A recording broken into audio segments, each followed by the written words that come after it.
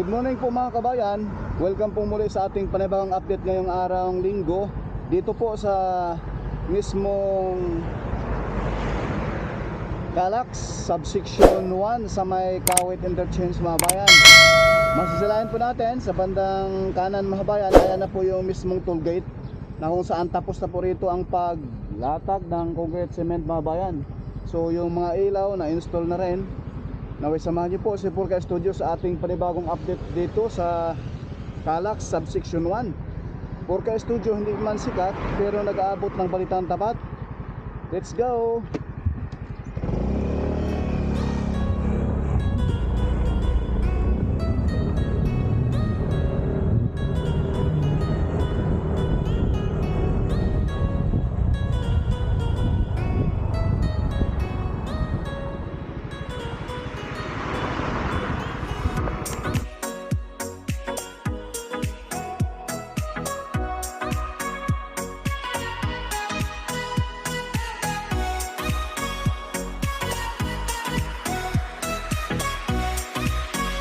So ayan po mga bayan, dyan po magsisimula ang Subsection 1 mula rito sa Open Canal Interchange papunta doon sa mismong Kawit Interchange mga bayan.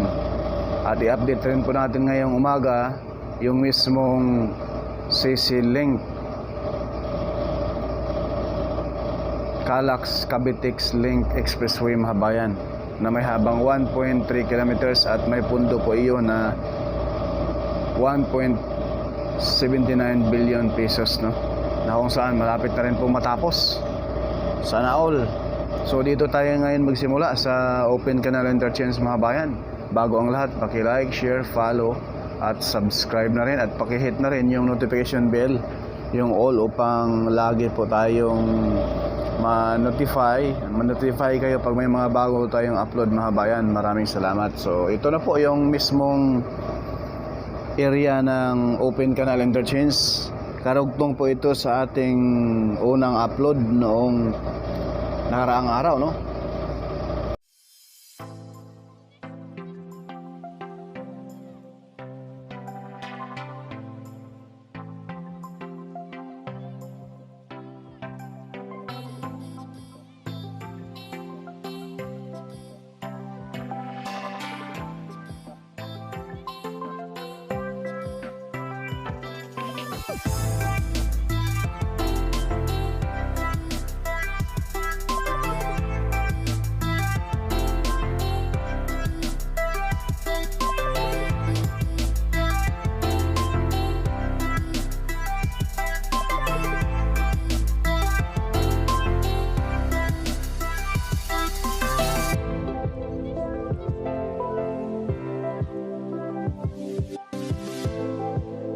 So ito po mga bayan yung pinaka interchange, last interchange nitong Calax. Ito na yung last na interchange, no, dito sa portion ng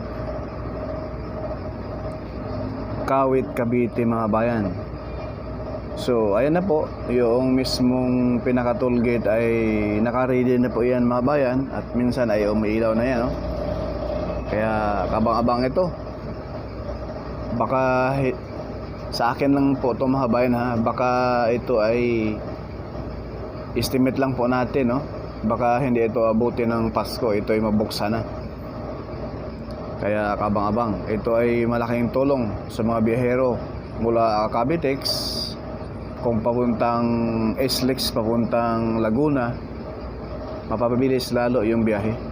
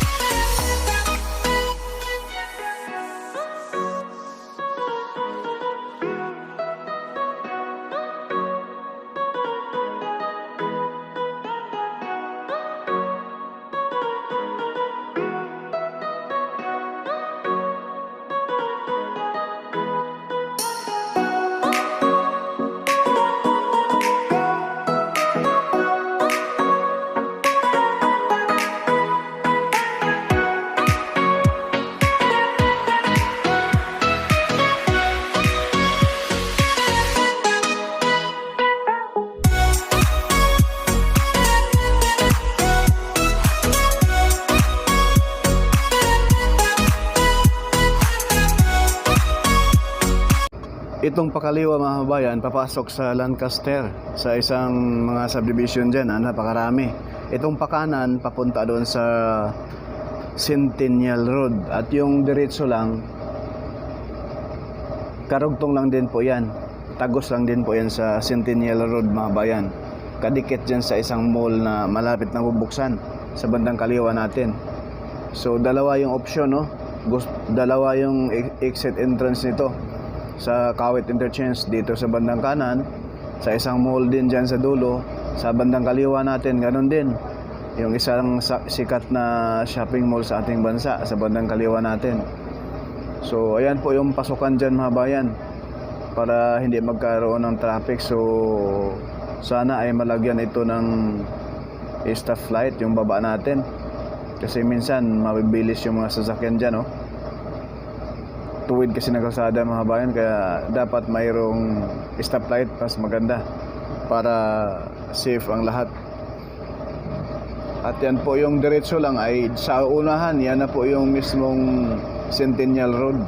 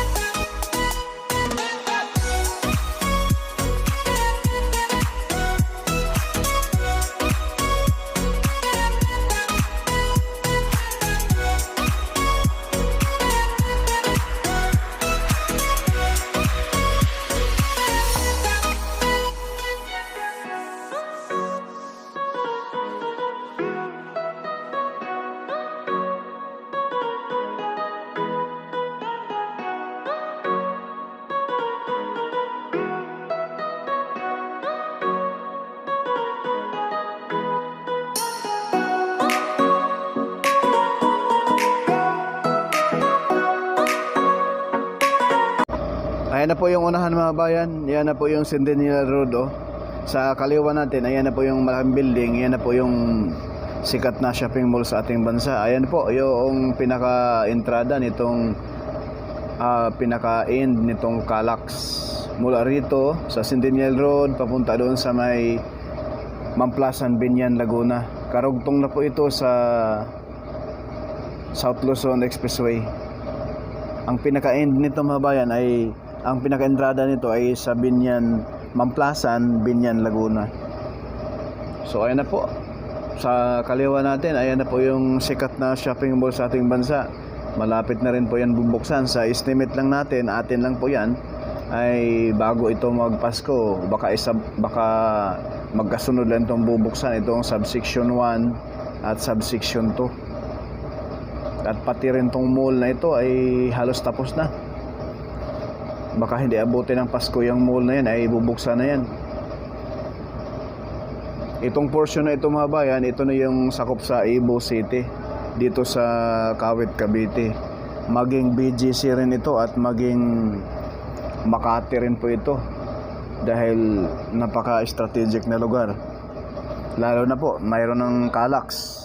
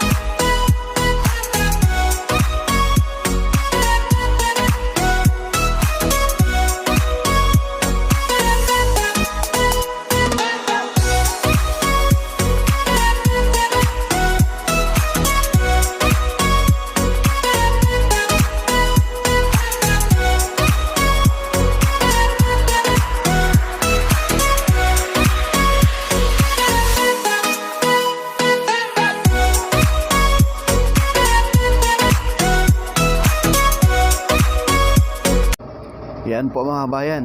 Yan po yung araw na yan. Kung galing ka ng Laguna, pa-exit ka ng tollgate dito sa Kawit. Sa ilalim ka ng parang subway yan na ginawa. Ang lusot mo. Dahil yung pinaka-diretso, diretso na yan sa Cavitex. So ang sa bandang kanan, yan na po yung Kawit Interchange mga kabayan. Gates po, alam na.